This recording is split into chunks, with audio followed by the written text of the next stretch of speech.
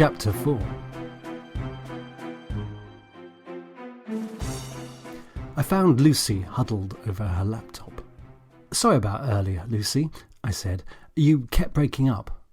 "What do you mean I kept breaking up? I think you'll find the problem was at your end, James." Tempted though I was to continue arguing the toss on the subject, and perversely I was determined to win at least one argument with Lucy before the end of the shoot, even if it was about something as inane as who had the shittiest phone reception. I still had an actor to find. "Have you seen George?" I asked. "No, I thought he was with you." "So did I, but we kind of didn't notice that he wasn't there until we arrived at the first camera setup." What do you mean, we? It was surely you who didn't notice that one of your lead actors was missing." "Well, to be fair, Lucy, I'm not sure if that's strictly my department. According to standard industry norms, I think you'll find that's the job of the third AD, i.e. Andy." "Hang on, James. Andy's only been third AD for about 10 seconds. I mean, has he been made fully aware of his responsibilities since he was appointed?" Not really, I suppose. I mean, I haven't really had the time, Lucy. Actually, perhaps that could be something that you could do at some point, when you've got a spare mo." Lucy's eyes, like twin gun turrets, blasted forth flame and fury. "Do I look as if I'm ever going to have a spare mo on this shoot, James?" It occurred to me that perhaps Lucy had an impending appointment with the painters and decorators. However, on second thoughts, having surveyed close up the heaving piles of paperwork that were hemorrhaging in every direction, her darkening mood might well have had something to do with accrued stress. The problem was, when she had agreed to be my production manager 4 weeks earlier, I had immediately rewarded her by throwing her out of the plane at 30,000 feet without the proverbial parachute. It was very possible that she had now hit the turf and gone splat. On reflection, we just hadn't had the time or the personnel to get fully prepared for the off. It also hadn't helped that neither of us had really been involved in something on this scale before. We had both had experience in producing short films, corporates and the odd pop video, but a feature film on an insanely tiny budget was an altogether different kind of face-melting, blood-frying beastie. "Anyway, as you can see, James, I've got plenty of stuff to be getting on with," said Lucy. "So I suggest you give George a call on his mobile." "Right, yes, good plan." I called George a couple of times, but to no avail. I could only presume that he was still back in the hotel. "OK, Lucy, look, gotta go," I said, picking up a random pile of half-finished crew contracts. "I'll take a look at these if I get a chance." "Yeah, whatever," Lucy replied, rather ungratefully, I thought. I guess she suspected that my token attempt at helping out with the paperwork would, in reality, translate into me stuffing said documents into my bag and forgetting all about them. As if.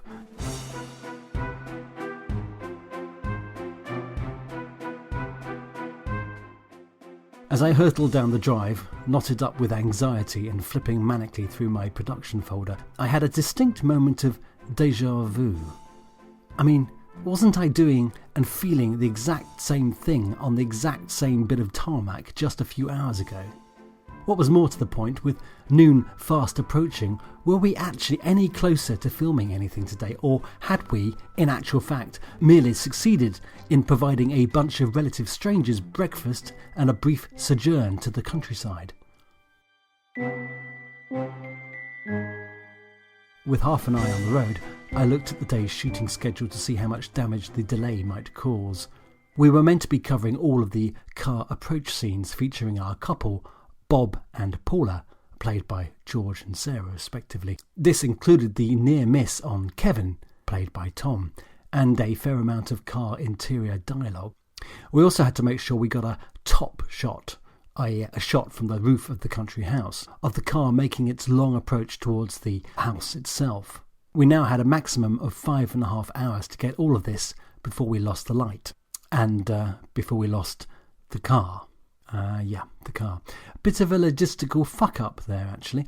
The car, or action vehicle, that we first see Bob and Sarah in, a new but fairly nondescript saloon, had been borrowed at the last minute from a garage on the twin provisos that we returned it in perfect condition and within 24 hours.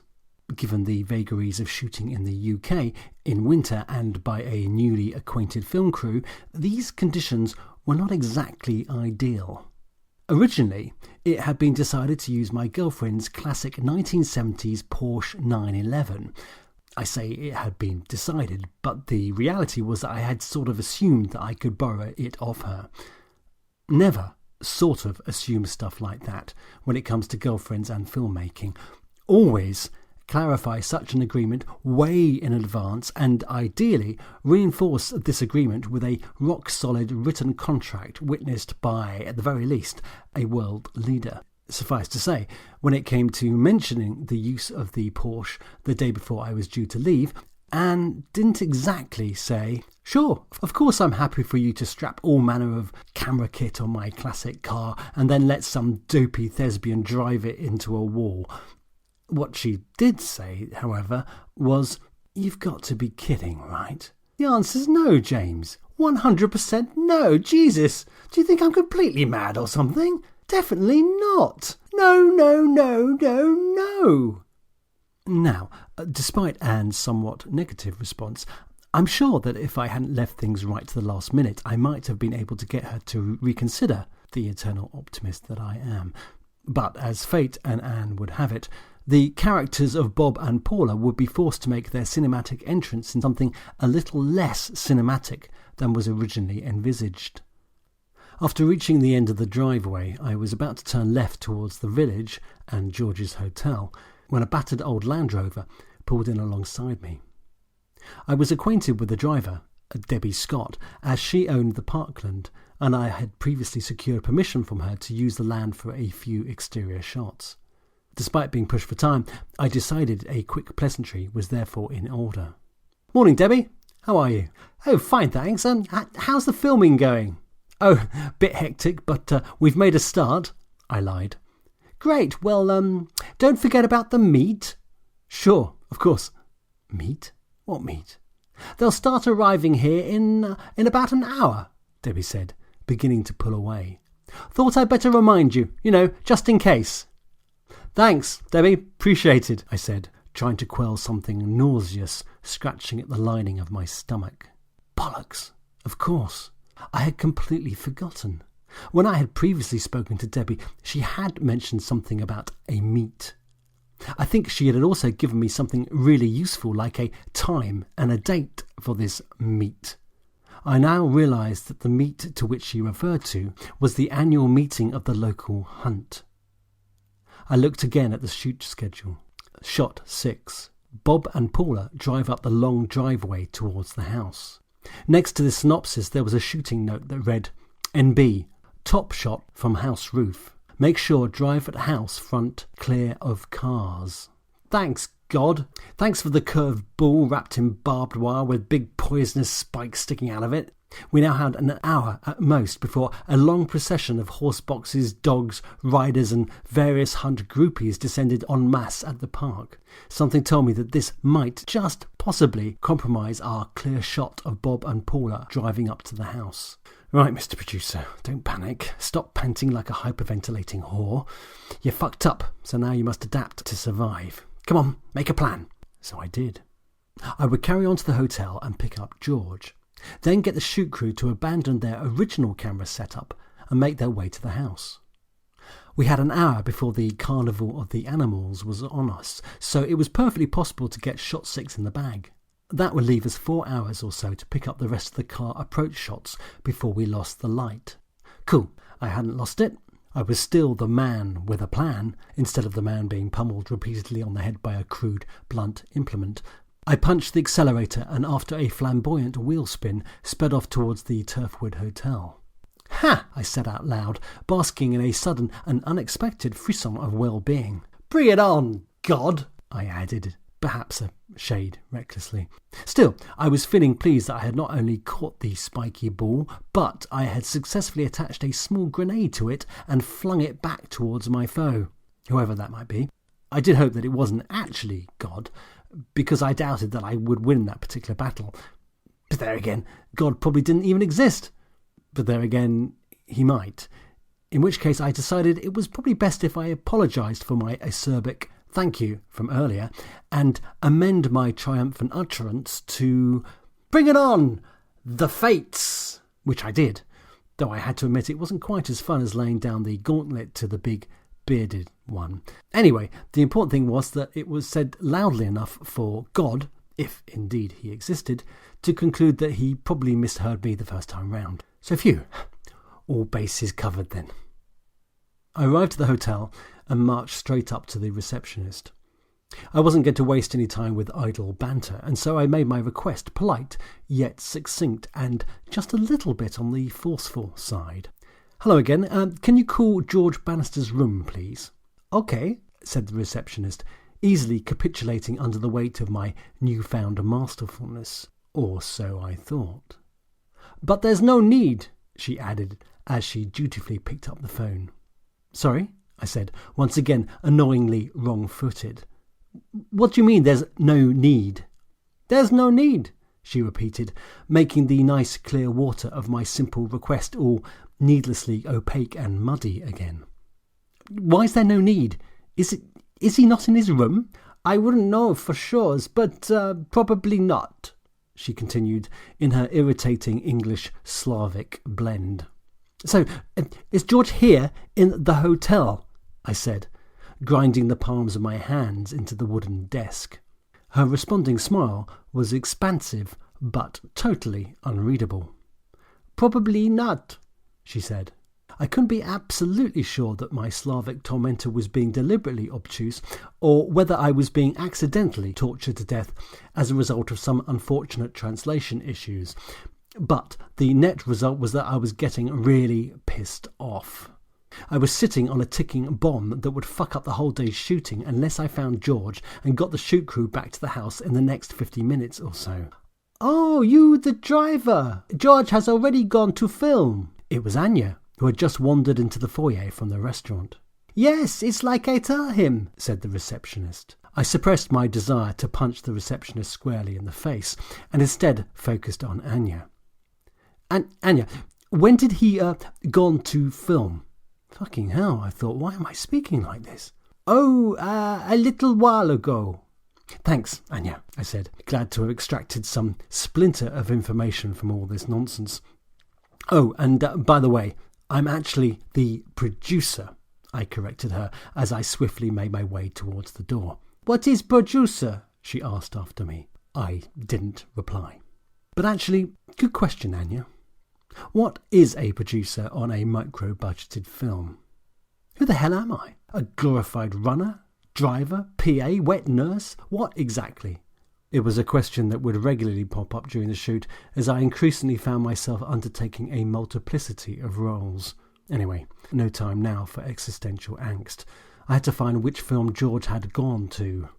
Obviously, not ours. I tried to call George again on his mobile. It went straight to voicemail. I was fast running out of ideas and time. I decided to call Steve and give him an update. I rang. I went straight through to voicemail. "Holy Mother of God and all the freaking angelic hordes!" I screamed, stomping round the gravel car park like a teething toddler with a bad case of blasphemy Tourette's.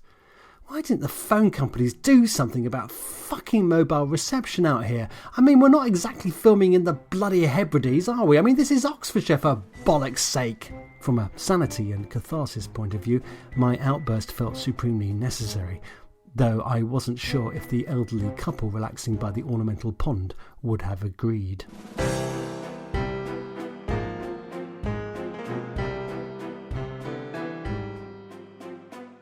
I headed as fast as I could back to where the film wasn't being filmed.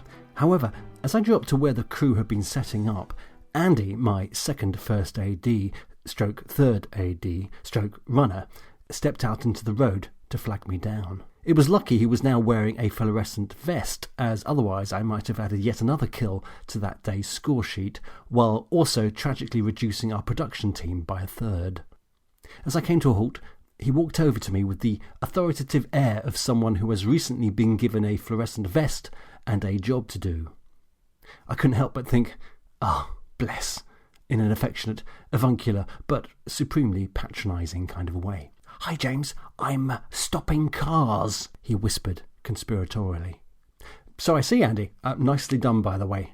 "Thanks," he said, pleased as punch. "So, why are you stopping cars exactly?" I said.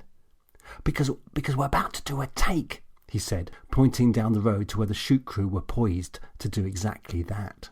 "Hang on a minute," I said, suddenly very confused. "How can you do a take without George?" "Oh, right, yes. No, George turned up in a cab just after you left." "He turned up in a cab?" I spluttered, a bit too loudly for Andy, who instinctively put his finger to his lips and said, "Shh." "He can't do that to me," I thought. "I'm the skipper of this ship. I should have him flogged and keel-hauled for shushing a senior officer. After all, I made him what he is today without me." "Can we have quiet, please?" came the voice of Danny on Andy's walkie-talkie, silencing my inner protestations. "We're just about to turn over." "I'm on it. Over," replied Andy. I didn't know we had two-way radios. I wanted one badly. Thinking about it, where did the high-visibility jackets come from? I could see that all the shoot crew were wearing one, so where was mine? I'd only been gone for about half an hour, and in that time all this cool film location stuff had been distributed.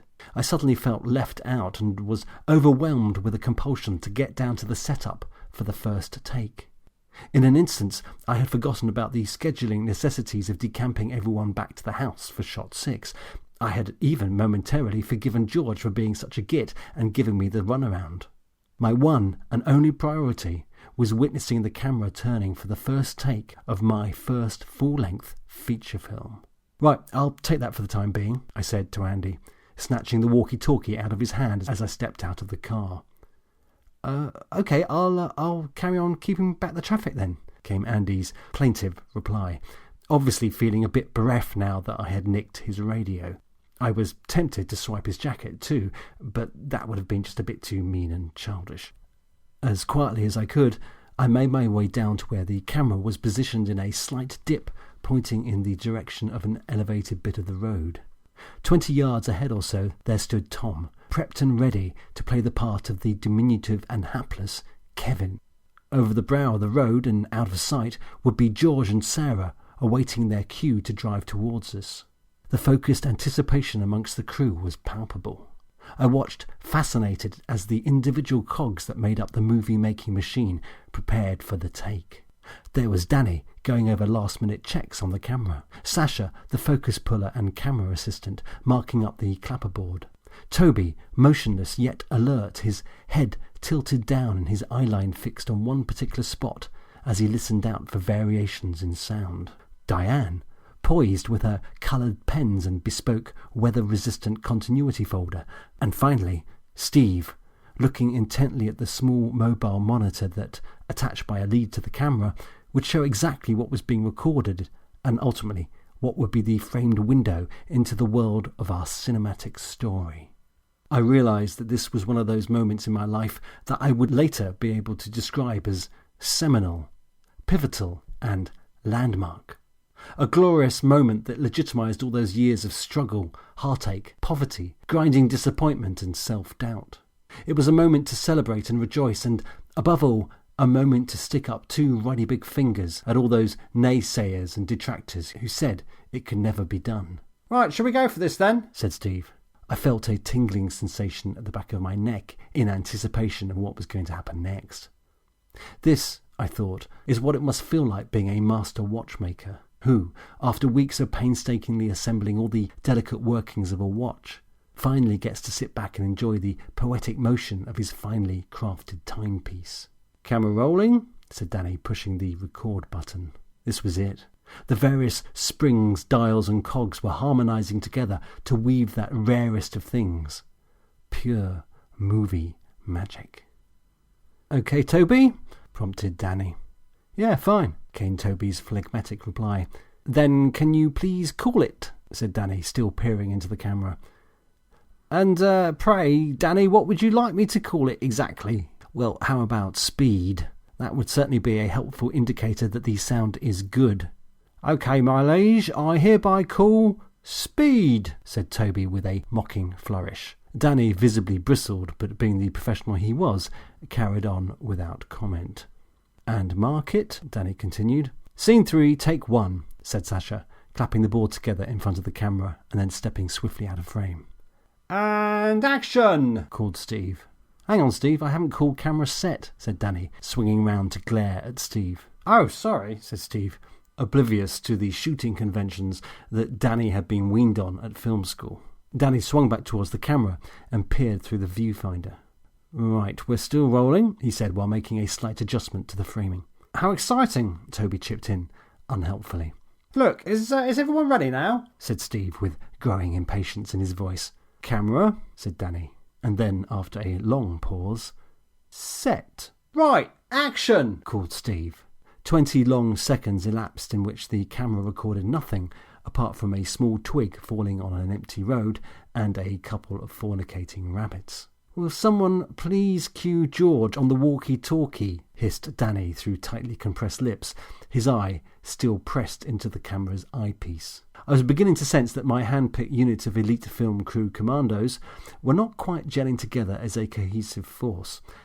I was also getting the sense that the actual mechanics of recording sound and vision at this level was a bit more complicated than I had hitherto imagined. "James, perhaps you could oblige, as the rest of us are a bit tied up here." Danny's request, though ostensibly polite, carried with it an undercurrent of stewing resentment at my general inertia. I guess he expected more, or at the very least something, from the first assistant director. "Yeah, sure, sorry," I said, snapping out of my reverie. "OK, George, go, go, go," I shouted into the walkie-talkie, perhaps somewhat overdoing it with my COD SWAT team impression. Toby smiled and gave me an exaggerated thumbs-up gesture, which was obviously code for, "Ah, we're new to this, aren't we?" "Is that you, James? Sorry, what did you say?" came George's thin and distant reply through the radio's speaker. "I said, ready when you are, George." "Still rolling," said Danny with growing exasperation. "Sorry, old boy, I keep missing the beginning bit. Could you say again?" continued George. "You've got to make sure you press the button first, give it a quick pause, and then speak," said Andy, who had appeared from nowhere and was in the process of relieving me of my new toy. "Look, let me show you. Steve, do you want to cut?" Danny said. No, it's fine," Steve responded. Keep going." "It's all right, Andy. I think I can work it now," I said, attempting to manhandle the radio out of Andy's grasp. "Hang on," said Andy, refusing to let go of the walkie. Maybe it's better I do this for now, James. I think you need a bit of practice with it first." "Oh, for fuck's sake," growled Danny. "Will one of you two girls please cue George?" yelled Steve, his patience being fast whittled down to the bone. "Andy, give me the fucking walkie," I shouted. "That's a fucking order." I think my outburst might have pushed Andy into a mini coma, because he completely froze and went very, very pale. How I had suddenly been possessed by the spirit of a Waffen-SS stormtrooper, I wasn't quite sure, but I knew that Andy didn't really deserve to be on the receiving end of such an attack. "Sorry, Andy," came my rather feeble yet heartfelt apology. "Look, why don't you cue George?" I said, taking my hand off the radio and stepping back. "Right, OK," replied Andy, still in shock from my verbal kicking. What was wrong with me? Why was I acting like such a prize cock all of a sudden? I presumed that stress had something to do with it. It had been a very long morning, and I had got myself all excited and worked up in anticipation of the first take, which of course hadn't gone quite as seamlessly as I had hoped. "George, are you receiving me?" "Over," said Andy. "Loud and clear," came George's voice through the speaker. "Right, finally, here we go at last." "Hang on, everyone," said Toby, pointing skyward. "Plane." Everyone apart from Danny relaxed and looked up. "Big noisy fucker, innit?" noted Toby, tracking the plane across the sky. "Must be a Hercules or something equally fat and heavy." "Is that a cut, Steve?" asked Danny, still feeling obligated to stand by the camera until General Steve gave the official order to stand down. Yeah, came Steve's vague reply. What an awful anticlimax. I gave Andy a sheepish, conciliatory smile in an attempt to show him that I wasn't a complete dickwad. I think I could see forgiveness in his eyes, but there was also a fair bit of bruising. I had to be careful. I really couldn't afford to alienate anyone so early on in the shoot, particularly someone so keen and excitable as our Andy. While the biggest and noisiest plane known to mankind slowly heaved itself across the sky, I took the opportunity to let Steve know about the schedule change. "As soon as we've got this one in the can, Steve," I said, "we've got to leg it back to the house for shot 6. "What's shot 6 when it's at home?" said Steve, blissfully ignorant of the actual fine print of the schedule. I was about to expound when, suddenly, over the brow of the hill, the car came tearing towards us. "Fuck, he's going fast," said Toby, nonchalantly tugging on a cigarette. However, not that nonchalantly that he didn't have the wherewithal to take a couple of paces away from the road. George had obviously interpreted "Are you receiving me?" which was Andy's last communication, as "OK, George, hit it. Drive now as fast as you can. In fact, think of yourself as a bat escaping from hell. That kind of fast." I presumed that this had all been rehearsed before I arrived, but watching George bear down on Tom, who had heroically remained in his first position despite George's lunatic speed, I realised that either George had gone completely nuts or he had woefully misjudged the basics of acceleration, braking distance and some Newtonian law about half a ton of metal faring significantly better than a small actor in a collision. My mind raced back to when I was bullshitting Tom about how we were going to cheat this particular shot.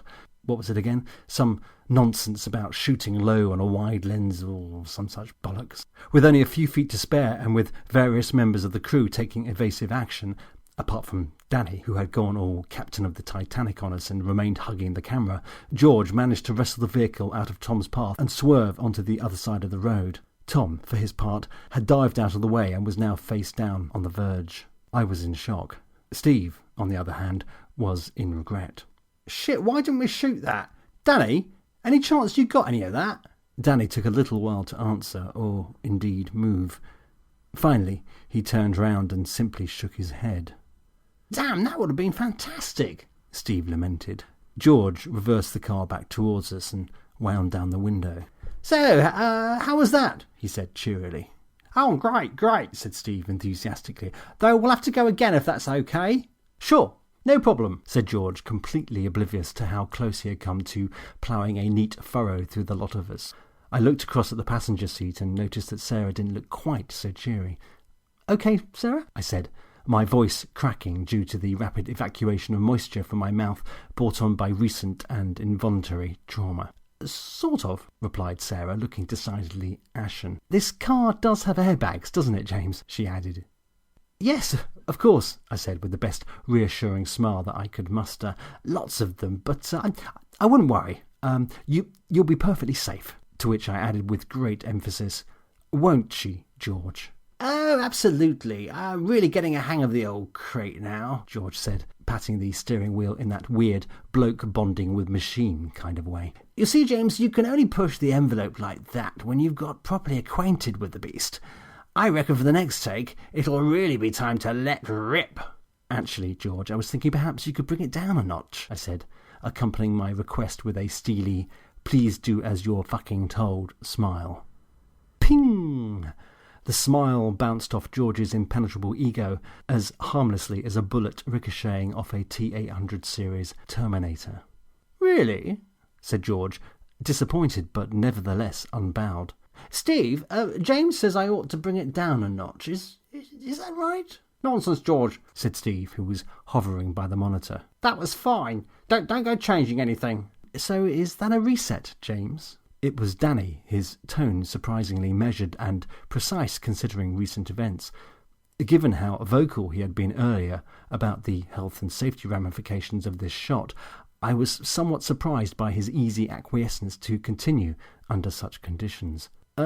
Reset. Yep, sure, Danny, thanks," I said. I was worried that I was being lured into some sort of metaphorical dark alley where a lurking Danny would set about me with pliers and a blowtorch. "Right, well, when you're ready, can you call it then?" Danny continued, his voice transformed into melty chocolate fluffy duvet softness. I instantly recalled Car, the python in the Jungle Book, hypnotising Mowgli with a voice equally soporific and bewitching, and just prior to his attempt to squeeze the poor little chap to death while singing "Trust in Me." I concluded that Uncle Walt was sending me a warning from beyond the grave, and so, there on in, decided to avoid direct eye contact with Danny whenever I could. "Yes, will do," I said, pointedly staring about an inch above Danny's eyebrows. "Just got to have a quick word with Steve." Danny beamed a big, broad Cheshire cat smile back at me, and I knew in an instant that something labelled "Producer's Crimes" was being slid into cold storage, to be thawed out, no doubt, at some later date and used in evidence against me. I smiled back at Danny, making sure I didn't catch his eyeline. I hurried over to where Steve had been joined by Tom. I caught the tail end of Steve giving Tom his director's notes. "Yeah, so if you could throw yourself even further into the bushes, that would be great, Tom." Tom nodded, taking Steve's direction on board, but even I could see that he was harbouring some understandable reservations about the scene. "OK, Steve, thanks for direction on that," said Tom. "Just one small thing, though. Would it be possible for me to jump out of the way just a little bit earlier next time?" I caught Steve's eye just as he was about to reply. Steve hesitated, picking up on the gist of what I was wordlessly attempting to convey to him. Thankfully, he decided not to tempt fate any further for the sake of a more dramatic shot. "Sure, that's fine, Tom," said Steve, reluctantly. "But not too much earlier, hey?" "Great job, by the way, Tom. Really convincing," I said, with an encouraging slap on his back. "Ooh," said Tom, wincing with pain. "Are you all right, buddy?" I said. "Yeah, fine, James. Just jarred my shoulder a bit when I dived." "Right, well, you take it easy next time, yeah?" I said, while accompanying Tom slowly back to his first position. "I'll certainly try," said Tom, attempting to loosen up his shoulder, "though it is quite tricky when you're diving onto solid ground." "Sure, I totally understand," I said, feeling horribly guilty about our total disregard for health and safety. Fortunately, my moment of self-laceration came and went fairly swiftly, submerged as it was by the need to get our show, literally, back on the road.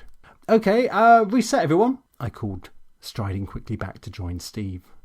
"Anyway, Steve, as I was saying, shot 6 is of the car approaching the house. We need to get on it as..." I checked my watch and immediately realised the impossibility of what I was suggesting.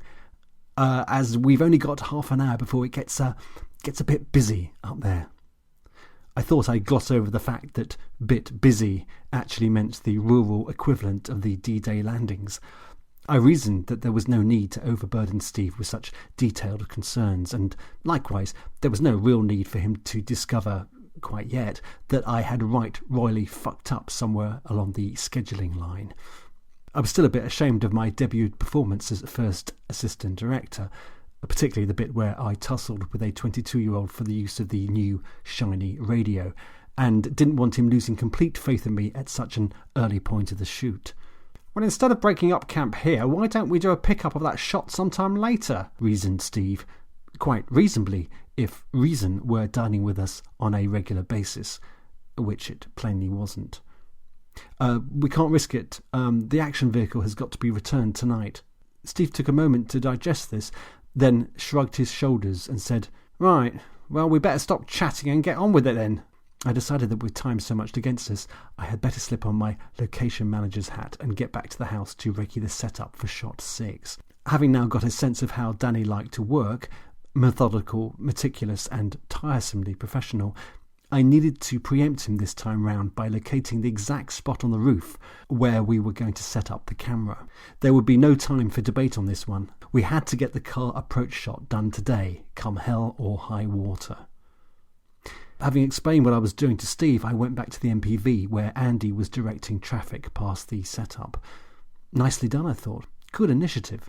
This reassured me that Andy was more than capable of carrying on the good work as a second first AD. "OK, Andy," I said, jumping into the driver's seat. "You're back in charge of the set. Just 2 things on your high priority list. Firstly, as soon as this one's in the bag, then get everyone to the house as quickly as humanly possible. And secondly, make sure no one gets run over, particularly Tom. Got that?" Andy nodded, and I gave him a big, reassuring smile. The smile didn't last, of course. As soon as I had located first gear, my expression instantly reverted to DPF, default producer face. You won't find any reference to DPF in any film textbooks, as I've just made the term up, but basically the DPF is what you get when you take a perfectly normal, happy face and then fuck it up with some deeply rutted grooves of rabid anxiety.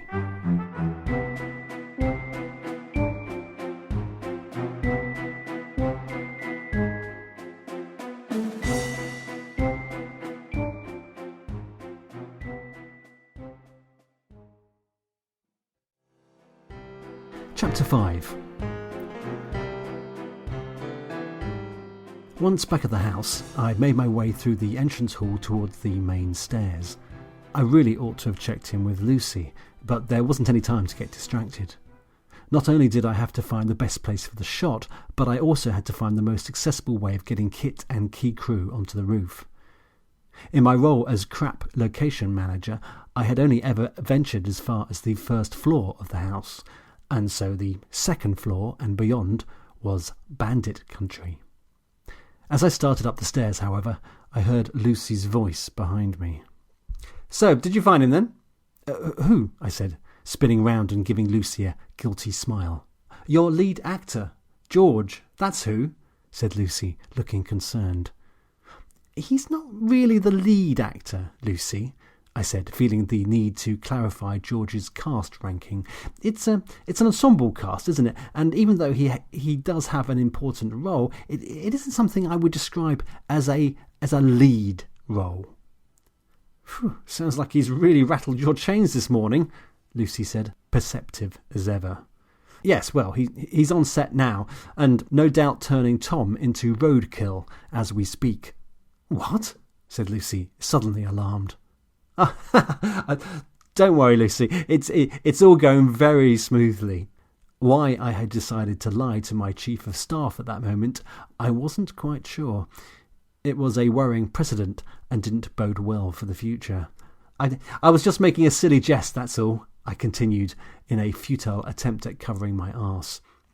I hoped that my motives for deception were based on the honourable ones of not burdening Lucy with unnecessary worry, but I feared that it was more likely that I just didn't want her to shout at me. I still had my suspicions that some kind of monstrous premenstrual tidal wave was forming, and I didn't want to risk getting flattened in its wake. "Right, I see," said Lucy, totally unconvinced. "Anyway, I am in a bit of a rush," I said, making for the stairs, "so I'll catch up with you later then." "So where exactly are you going?" To the roof," I said, without further explanation. "Well, hold on. Before you go and hang out on the roof while those around you are busting a gut," she said acerbically, "I need you to confirm a couple of things for me." Yeah, that definitely confirmed it. PMT. I could smell the cordite in the air. I checked my watch and realised that we were just about out of time. A vast armada of landing craft were probably only minutes away from disgorging horses, dogs and huntsmen onto our doorstep. It was time to shake off Lucy. "Sorry, Lucy, can't it wait?" I said, only 3 steps away from turning the corner and disappearing out of range. "No, sorry, James, this needs to be done," she said, flicking open her folder and priming her pen. "Right, so how much are you offering the Steadicam operator, and do we need him for 1 or 2 days?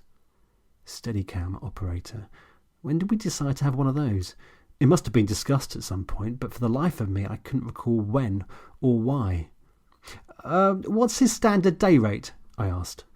£500 including kit. Okay, offer £300 per day and see what he comes back with. Right, so 1 or 2 days then?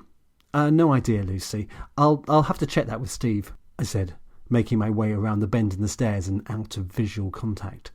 "Is that it then?" I called back. "No, the soft-wheeled dolly," said Lucy, making her way up the stairs behind me. "When do we need that, and who's picking it up?" Once again, soft-wheeled dolly. When was that discussed, and what crazy unhinged fool was demanding all this additional stuff? "Lucy, who requested the dolly?" I said, pausing on a step. "I'm sure you did, James," No, I didn't, I said defensively. I knew this for a fact, because I had absolutely no idea what a soft-wheeled dolly was. I knew what a dolly was. It was a thing that you put the camera on that then slid along on tracks. But what was a soft-wheeled one when it was at home? Look, Lucy, I definitely didn't order it. I mean, I've never even heard of such a thing. Have you? Yes, of course I have, said Lucy, before dousing me in sarcasm and setting me alight. A soft-wheeled dolly is a magic dolly with wheels made out of marshmallows and pulled by 4 enchanted mice. She paused to watch me burn for a moment before saying firmly, No, James, I have absolutely no idea what it is. I just follow orders like the good little production girl that I am. Bet it's Danny, I thought.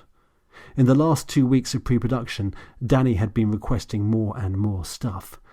I had agreed to some of the items on his wish list, but had begun to slam the brakes on when kits such as crane and helicopter were mentioned. Well, can you put a hold on that until I've had time to discuss it with Steve? I said. We really don't have the funds for any more camera equipment, Lucy. Okay, said Lucy, turning on her heels and starting to walk back down the stairs. Phew, released at last. Does that apply to the additional lights then? Lucy continued, pausing to study something in her folder. Lights? What lights? I snapped back. Oh, for fuck's sake, make it stop, make it stop. A couple more 2K HMIs and a Kino, said Lucy. Yes, look, please put a hold on everything for the time being, I said. It was tantalising. I was now only a few steps away from reaching the landing, and from there I would be able to escape into the bedroom corridor. Oh, one final thing, Lucy called after me, just as I was making my final dash across the landing. What time are we breaking for lunch? I need to let the caterers know. Oh, dunno, half an hour? I said without thinking. Lunch. It had only seemed like 10 minutes ago that everyone was tucking into breakfast. Time was shooting by, but was anything actually getting achieved? It sure as hell didn't feel like it. Is this how it was going to be for the next 3 weeks? A shoot full of sound and fury, but signifying, well, not a lot really. For some reason, the expression pushing a boulder up a treacle-covered mountain against a Force 10 hurricane while being pelted with rocks popped into my mind at that moment. Hi, James, how's it going? Oh, I said, completely taken by surprise. It was Gemma, our wardrobe lady, who had suddenly emerged from out of the shadows. Yeah, fine, I said, attempting to skirt quickly around her. Sorry, I'm on a bit of a mission at the moment. Oh, right, but before you go, James, can you quickly give me your measurements? Eh? I said, losing momentum and grinding to a halt. What measurements? For the police costume. Lucy said you were playing the second policeman. Yes, of course. Look, can we do that later, if poss? I said as sweetly as I could manage, given that my sweetness reservoir was all but dried up. I had volunteered to play the second policeman out of necessity rather than ego. By taking the role, it would be one less actor to pay or feed. Having done some acting before, I also thought it might be a bit of fun. However, faced with a demanding and persistent wardrobe mistress, it was a decision that I was rapidly beginning to regret. Well, I need to book it now, really, continued Gemma, undaunted by the fact that I was on the move again and heading down the corridor. Can you at least give me your measurements? She called after me. Chest 40, hang on, 42, I think, I said, trying to oblige at least in a token way as I scurried towards the entrance to the back stairs. What about your inside leg? Gemma added, but it was too late. I had reached the door to the stairwell and slipped through.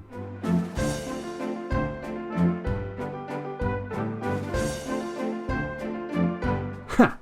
I had at last managed to make it into uncharted territory where eagles and film crew feared to tread. But not actors, it would seem. Hiya! Isn't this place amazing? Said Jo, clattering down the tight spiral stairway until she had stopped just one step above me. Yes, they don't make them like this anymore, I said, realising that there would be no quick and easy way past the voluptuous Jo. Well, not on these narrow stairs. No, they certainly don't, Jo said. Bit spooky up there, though. Have you taken a look yet? Just on my way up now, actually, Jo, I answered. Well, at least that was my intention about 4 days ago. Hey, I found some amazing antiques up there. Come on, I'll show you, James, she said, taking hold of my hand and leading me up the stone steps. Why the hand?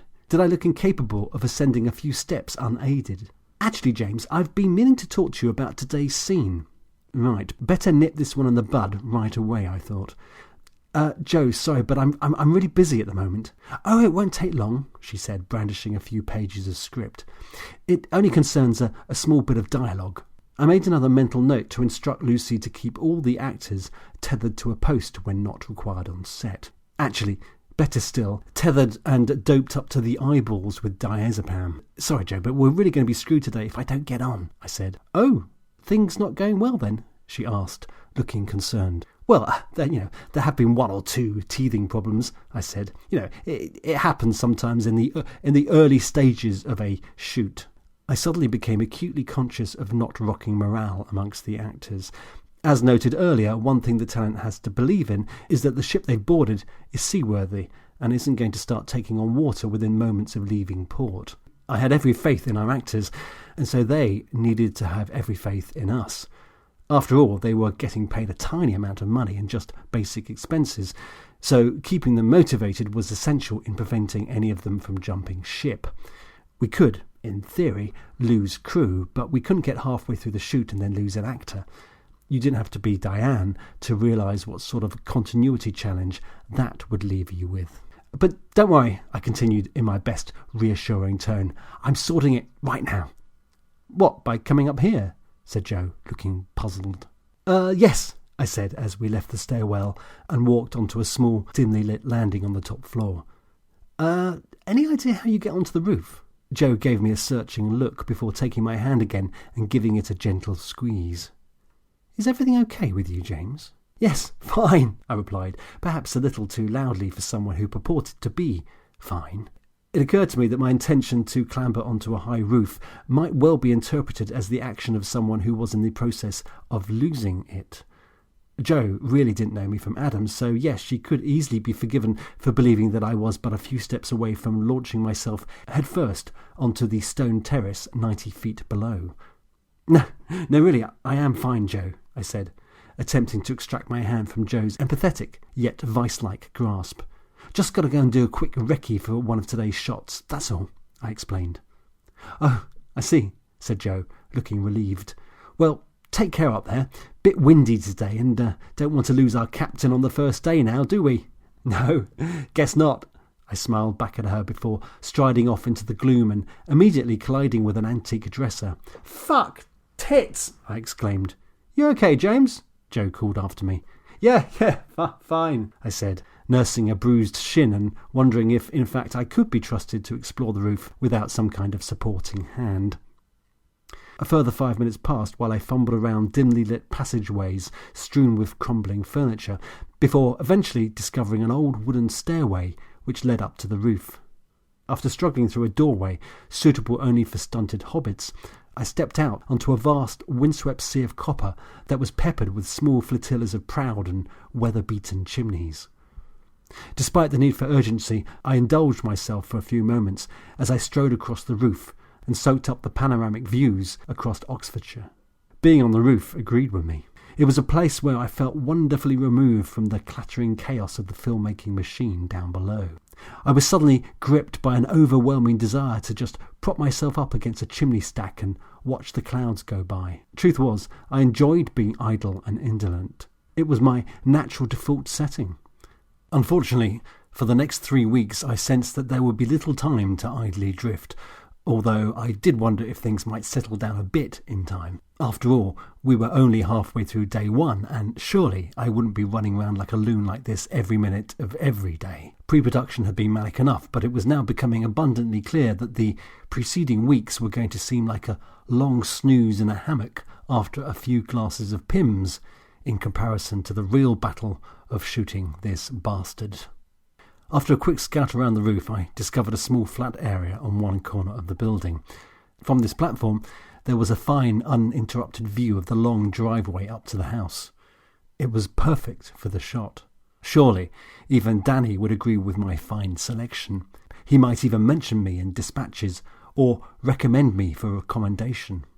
I checked my watch and then peered down the drive. I could just about make out our little shoot convoy making its way back towards the house. Excellent. Game on. I was about to walk over to the Hobbit door when I noticed another, much larger vehicle come into view. It looked suspiciously like the sort of ancient unroadworthy vehicle that mad country folk cram full of horses. We were out of time. The invasion had started.